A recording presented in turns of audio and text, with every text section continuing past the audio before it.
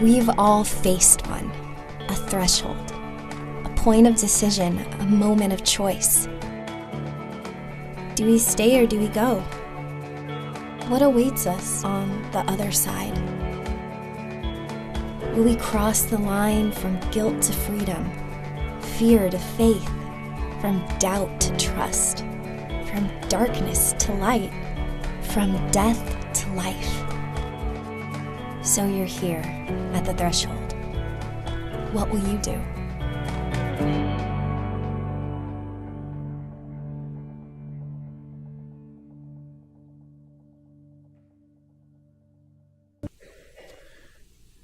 I like that video just because I find myself in a similar situation quite often. And I believe that God is 100% in control, and yet I'm responsible also at the same time for my actions. And so there are times when I find myself kind of standing on the threshold, if you will, knowing what I probably should do, but fighting with all my being and maybe being dragged down by my sinful, diseased self in a different direction. I got to be honest with you. I woke up today in a pretty good mood. I actually went to bed at like 9:30 last night because I was so tired yesterday. We had a golf outing that I went to, and we didn't have kids, but it was just a long day, hot, and I got home, and kids were all over the place, and so I was exhausted, went to bed at 9:30. Woke up in the morning, and I was feeling pretty good. About halfway through the morning, I don't know what happened, but something clicked, and I suddenly got I felt like I could just feel myself kind of getting into a bad mood, you know? You ever felt like that, where you can just kind of tell that things are going downhill, and it's like, man, you know, if you could stop it, you would, but you can't, because it's just kind of, you just know yourself, you're kind of hitting that rut, and, you know, you have some interactions with people, and my job, I do a lot of interacting with people, and sometimes it can be frustrating, and it can be a struggle. But I guess what I want you to know is, if you feel that way, I feel that way quite often myself. Sometimes I don't want to cross the threshold and go do what I know I should be doing. And in fact, I found myself sitting on the front porch this afternoon, probably like 1 o'clock, 1:30, and I was like, man, I just don't feel like going to Genesis tonight. I wasn't feeling it. I'm like, man, I want to stay home. I want to enjoy this weather, and I don't want to go anywhere. And, it was funny because then I get a phone call from Ted. I know some of you know Ted. He's not here. He's like, Pastor Ben, he's not here. And he's like, Pastor Ben, and I knew he was because this was what the phone call was about. He's like, man, I'm driving, and I don't think I'm going to be able to make it back in time, but I really wish I could be there. I'm sorry I can't make it, but I know you're going to go, and you guys are going to have a great time, and I'll see you tonight, and if I can, I'll make it there. And I'm like, is this ironic or what? I'm like, come on, man. You're like, striking the head. I'm like, so it's one of those things where the point I'm making here is I really strongly believe in Genesis community being a safe place where people can come, have an encounter with God, and grow in a relationship with Him and others. Hope, healing, and growth, that's what we're all about here. And this is I believe that this could be an incredibly powerful community to be a part of. And I think it is already. But I guess what I'm saying is I recognize that some of you, sometimes I know you're not able to make it, and there's different reasons why. And I was thinking earlier today, I'm like, if I wasn't the pastor, I might have stayed home, you know? But then there's Ted, and then as soon as I got here, so many people have shared with me is true. I got here, and I wanted to stand by the door and like see people when they came in, and it was just like, it was awesome. It was just good to see people and hear how you're doing. And some of you weren't here last week, so it was good to see you this week. And so what I want to do today is help you kind of understand why I see community as gospel-centered, a community centered in God's love to be so important. And I want to walk you through how I kind of think this through, and how maybe you might get a little extra motivation to get across that threshold when you're struggling, kind of like I was today. So first thing is this. Circumstances, they often dictate the way I approach God.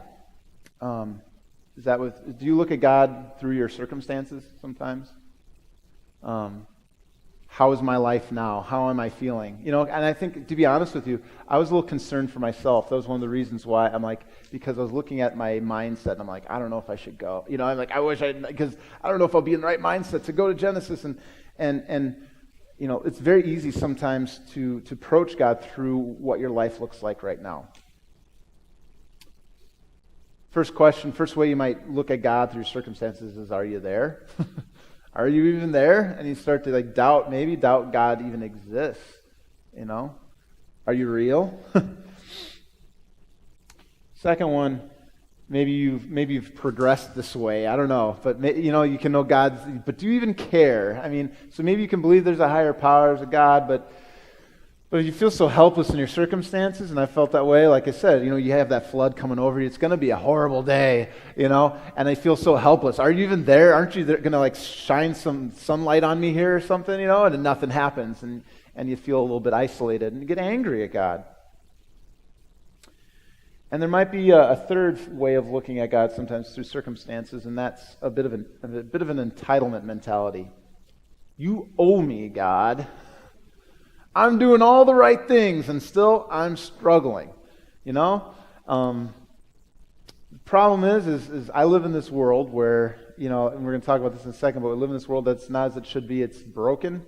I have a disease, I talked about this, called sin. And because I deal with that every single day, there are times when I get downright frustrated, and it's like, come on, man, just give me a break, And so you can have that feeling of just God, you owe me. So I don't know which one of those three. Maybe you don't relate to any of these three right now, but maybe you have at one point or another struggled, and you've looked at God, and the lens that you're looking at it through, like imagine wearing glasses, you're looking at it through whatever that present circumstance is. You find yourself on the front porch, or you find yourself with a pink slip in your hand, or you find yourself, just everything's falling apart around you, things taken away from you, whatever it might be, and you find yourself in one of these positions because you have to kind of, at some point, when you get to your lowest point, you have to look at God, and how do you look at Him? Are you there? Do you even care? You owe me. There are two ways to learn about God, and so this is where I'm going to start. So instead of looking at God through my circumstances, I think there are some simple ways that you can start by learning about God. And I've talked about this before. For some of you, this is review. Some of you may have heard this the first time, but I think one of the easiest ways to start is just by looking around and seeing that there's order in the world. Okay? There's order in the world around me. It's spring. Plants are coming up. The sun rises, it sets. I see order in the world. Okay? I can see order actually in my own body, that I get diseases and it heals itself. It's amazing. God made me this way. It doesn't speak accident to me. And we have lots of resources if that's something you're interested in digging more into, because some people have a little more of a scientific mind, and you're like, that just sounds too simple. Well, there's a lot of science to back that up, that you can just look around, see order in the world, and see evidence that there's a creator, a higher power. And we actually have stuff back at our resource table if that's something you want to take a look at. We have library. I'd encourage you to check some of that stuff out. We have some Bob Duco discs. You can check them out. But that's one way. The second way, to learn a little bit more, to learn specifically about God, is by looking at His Word. And look to God's Word. Okay? And you might say, well, now you're asking me to try. So now you said just look around, and now you just said look at a book. But here's the thing. If you actually read the Bible, you begin to realize that very intelligent people can believe this stuff is true, because you look around and you see the story of the Bible actually very much plays out itself when I look around as well. Okay? Because this is what the Bible teaches. And hopefully. There we go. First, that God is creator. I already said you could look around and you can believe that there's a designer or creator, correct? You can believe that. When you look around, you see also that humanity has rebelled against God, okay? We are prideful. So what I see when I look around is I see people who see an order in my own life. And I shouldn't say I see other people. I look in my own life, and I know that there's order, that there's way things should be. I even look at my family, and it's natural. It makes sense that, okay, I'm the father, I'm the husband, I should care for and look out for the greatest good of everybody else, but there are times when I find myself only looking out for myself, because that's not good enough for me, right? What happens? Bad things happen, right? And that's exactly what the Bible teaches. It says, I have a disease called sin that turns me inward, makes me want to live only for myself. I want to be self-centered. Hey, that's what it talks about over and over and over again, about people who look to God who made this world and they say, you know what, I don't want to do it your way, I want to do it my way. And how does it work out? Every single time. You know, it's a disaster. You can tell me, how does it work out? I mean, I can tell you in my own life, it's pretty bad. And chaos is really a result of sin. And I'm saying actual and original, I put that up there because I want you to understand sin. Like I've talked about this many times. Sin is a disease. Okay, I like to think of it that way because you get a cold, what happens? You cough, right? You have symptoms. But at the same time, you probably feel a little fatigued, and you have that disease inside of you, right? Sin works the same way. So you have that, everybody has it, I believe everybody has it. You carry it around with you everywhere you go. It turns you inward, right? Makes you self-centered, makes me self-centered a lot of times, okay? And that disease has symptoms, and so that's actual sin. That's the stuff that I do that I shouldn't do, all right? But all the while, even when it looks like I'm squeaky clean on the surface, maybe, by a miracle one day that happens, I still carry it inside me, okay? And this is how I can look around and see people getting cancer and natural disasters in the world and all these other things and say that's a result of sin. It's not because, an example of cancer, sometimes, it can happen as a result of bad choices that can lead to that, but oftentimes it just happens. And that's because I'm not as I should be. And the Bible says I should expect hardship in life because of sin. What do you know? And what it tells me then, what I learn about sin when I look into it further, is that what sin does is it separates me from God. You see? Because what my sinful nature does is it says, God, you're good over there, you stay there. I'm going to go over here, and I'm going to do my own thing. There's a separation, okay? And modern day understanding of God, I think a lot of times there's that temptation to think, well, I can just approach God, talk to him whenever I want to, and from a biblical perspective, what the Bible teaches is that there had to be a sacrifice. Something had to be done to remove that separation. And that's where Jesus fits in. Okay? That's where God's love. When I talk about God's love here, I'm talking about specifically Jesus hanging on a cross, giving his life, paying the price for that sinful disease that has infected all of humanity. The disease is sin. The cure is Jesus. And so you can read through the Bible and you can look around. You can see all this. You can see how it plays out. It makes perfect sense for me. And so the real question then is what do I believe about Jesus? That's for me. That's the big question. Do I believe that he died on the cross, that he's the Son of God, and he rose again? If I can believe that, which I think if you can dig further into that, and I've done some of this in some of our Bible studies, you can believe it and be a very smart person. You're not being like somebody's putting the wool over your eyes. It makes perfect sense. I mean, why do you think? What do you think what does it take to wake somebody up who's self-sinful and prideful? Pain, right? Well, what did God do instead of just inflict? I mean, obviously, I've experienced pain in my life, but he inflicted pain upon himself to wake me up. Also, you see that? He suffered the most horrific way of dying, so that I would look, instead of looking at God through my circumstances, I would look at God through the lens of Jesus, and I could say, "Wow, he does love me. He does care about me, and because of Jesus, he removes that barrier, and I can approach God." So how can I speak to God? How can I approach him? It's because Jesus has paid the price. This gets me to Hebrews, what I read earlier. And I wanted to do all this because I wanted to talk about all that because I want you to understand, I'm getting to community, all right? But I wanted to take you through a little bit of a progression. And so in Hebrews, if you read it, it's a very difficult book. If you've never opened up the Bible before, you'll get all sorts of stuff in there from like the Old Testament. You have to read the Old Testament to understand Hebrews. It's really tough. So I would not recommend you starting with Hebrews if you've never read it before.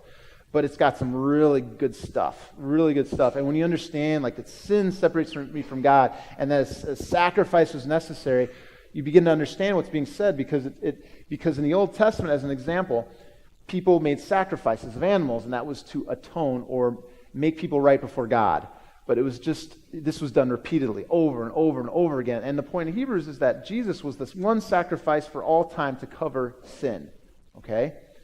And so that's what's being talked about leading up to what I'm reading here. So Jesus he's the one sacrifice given for all people. And it says, let us draw near, because Jesus did this, because he removed that barrier between myself and God, let us draw near with a true heart and full assurance of faith, with our hearts sprinkled clean from an evil conscience and our bodies washed with pure water. There's actually 3 parts to this reading. I'd break it up, actually. The first part, so let us draw near with a true heart and full assurance of faith, with our hearts sprinkled clean. Why does my heart need to be sprinkled clean? Because I have disease. It's sin, okay? My heart, what does my heart want to do?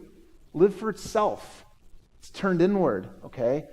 And this is the crazy part. It's like it's saying here that it's not like I'm going to be perfect. But in God's, like in my own eyes, I'm always going to be a disaster. But in God's eyes, through Jesus, I'm sprinkled clean. And in faith, I can draw near to God. So let us draw near with a true heart, okay, in full assurance of faith. So a heart that trusts that Jesus was enough.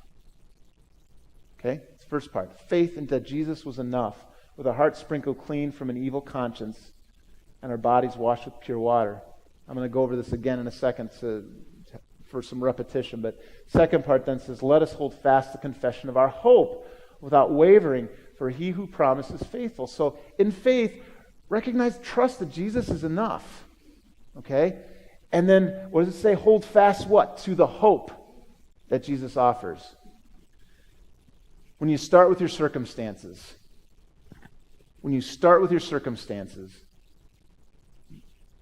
you're going to look at God and you're gonna doubt him.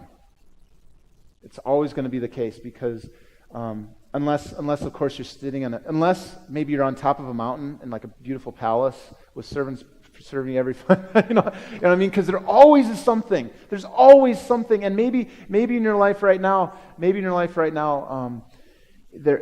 in a really tough spot. And if you are, I'd love to pray for you today. I think there's some that we will be praying for you today. But understand that when God calls you, and he calls me to approach him, what he wants you to do is he wants you to approach him, not starting like, look at my house, look at everything that's going on here. He says, start by looking at the cross, and that's where your starting point approaching God. Trusting and having faith that sacrifice was enough. And then hold fast to the confession of your hope without wavering, that Jesus doesn't just forgive me, but he gives me the hope that tomorrow can be a better day, okay? In this life, but not just in this life only, but also in the next. And it goes on, it says, and thirdly, let us consider how, get this part, hey, now we're getting to community, and let us consider how to stir up one another to love and good works, not neglecting to meet together, as is the habit of some, but encouraging one another, and all the more as you see the day drawing near. So the third part is love, and loving not in isolation, but loving in community. Loving in a gospel-centered community, just like Genesis. Encouraging one another, loving one another, because I know there are many of you in this room that need encouragement today.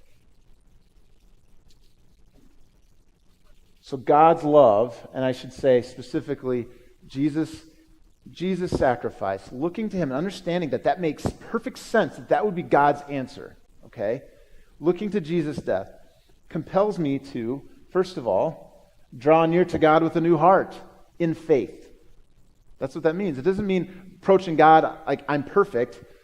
That sinful part of me still is hanging on, but God looks at me through Jesus. Just as I'm looking at God through Jesus, he's looking at me through Jesus, and he sees his child. He sees me as broken as I am. He sees me as his beloved child. He wants me to draw near, no matter if I feel like I deserve it or not.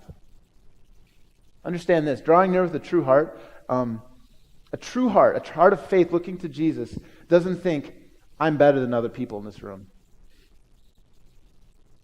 Because you see what is that doing? That's not drawing near to God. That's looking to myself and building myself up based on what I've done. And a true heart doesn't think, well, I'm way worse than other people in this room either. Because then what you're doing is you're basically saying Jesus wasn't enough. You see, he wasn't enough. He can't help me. I'm beyond help. And that's not what Jesus says. He says nobody is beyond my love, beyond my reach. A true heart in faith recognizes what's the disease? It's sin. It's at work in my life.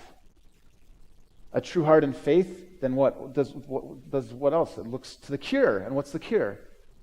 Jesus. And what we do is then understanding that Jesus is the cure to the disease, we're called to hold on to the hope that Jesus offers. Life may seem rather chaotic, but Jesus is the one who will never leave. What does it look like to hold on to the hope of Jesus? What does that look like to hold on to it? Is that to say, okay, I believe in Jesus, now you're off and I'm just going to do things my own way? Is that what that means? Does hanging on to the hope of Jesus mean hearing it once in a while? Think about this. If Jesus really is the answer to the greatest problem in humanity, shouldn't I hear about it all the time? Shouldn't I come in contact with his truth all the time? Shouldn't I be seeking actively to look to God, not through my own circumstances, not through my own struggles, and trust me, I'm not trying to minimize them at all. I know that present struggles can be horrible, but the only way you can get through, Jesus even says this, behold, there will be trouble in this world, but I have overcome this world. He says, look at your life, look at everything through me. Look at God through me, and you'll know that there's hope. And that's why here at Genesis Community, what we do every week is we gather on God's Word, music, and what we do then is I encourage you to speak to one another, encourage one another, because that gets to the third part, encourage others in community. Some of you, I think, probably went to Tim's class, Bible study on Thursday, and he talked about did you guys talk about getting in the way of God's grace? Yeah, getting in the way of God's love. When I'm out and isolating myself at home and like standing, remember back in the threshold, that video I mentioned earlier, when I'm standing on the edge, I'm like, should I go today? What I'm doing is I'm staying out of the way of God's grace. I'm avoiding God's love. I'm avoiding him because I don't think he can do it for me. I can do it better on my own. I don't need other people. How often has that worked out? I've never seen it work out. I've never seen it work out. Ever. I've never heard somebody stand up and say, I was just perfect without anybody in my life, without community, I've never seen that. I've never seen that. And what's spoken of in Hebrews is do not neglect meeting. And what he's saying is don't constantly make up excuses for why you shouldn't get together. Because you're just going to revert back to what you do. Living self-centered, prideful life, looking at God in your own way, whatever way that might be, and rationalizing it. That's what's going to happen. This is why consistency is so important. Looking to Jesus in faith, knowing that he's enough. Hanging tight to the hope that he offers. This is what we talk about, hope, healing, and growth. That hope comes from outside of me. Thank God that I don't have to look to myself for hope. Consistency is important. And this is why here at Genesis Community, I can't help but wonder sometimes. Some of you, I've seen some of you grow so much just because you've been in the Word and you've come in contact with God. You've been hearing about Him regularly over and over and over. You've been coming on Sunday nights. You've been coming to Bible study, and you've been engaging with one another in amazing ways. This has been so cool for me to see. And some of you, I've seen this. And then there's a few others that I see that come every now and then when you can, and it's like, and I'm like, what would happen? What would happen if everybody said, you know what? I'm going to look to Jesus in faith, trusting that He is enough. I'm going to hang on to the hope that I have in Him. I'm going to hear about Him as much as I can. I'm going to get in the Word. Because it makes sense. It makes sense of my broken life. I'm going to get into the Word. I'm going to hang on to that hope, and then I'm going to be encouraged by others. And when the opportunity arises, I will encourage others. This is why we are here. We are here to hear God's truth, that I'm loved, that I can rest. This is why I say sometimes, why don't you come in, take a seat, enjoy some music, just take a load off, because I want you to be able to just rest and allow some things to fade to the back for a little bit and just hear God's voice. So refreshing, isn't it? I mean, it's just even quiet in here right now. Isn't that nice? You are loved. You're his child. God wants you to know him more. And he wants you to hang on to him. Hang on to Jesus so that you can know that even when the hurricane, the tornado, when the huge storms come, you can know that you're standing in the midst of the calm. You can know that Jesus holds you in his arms and he'll get you through it. And there's tons of people in this room who can encourage you and can tell you stories about times in their own lives when they were wandering, lost, helpless, hopeless. And Jesus changed everything. That's my prayer for all of you. And for myself, when I get into bad moods and when I'm making excuses and I'm turning away from people, that Jesus would wake me up. Kind of like, Ted did in his own way. Didn't even realize it. I really believe God was using Ted. I think he was. And that's what I mean. Like, you come in the community here, and you get to be around other people. But it takes that commitment. It takes that. It takes a little extra nudge sometimes. That's why I bug some of you. Just to keep going. Then it doesn't get so hard because it's like, wow, I've been missing all this.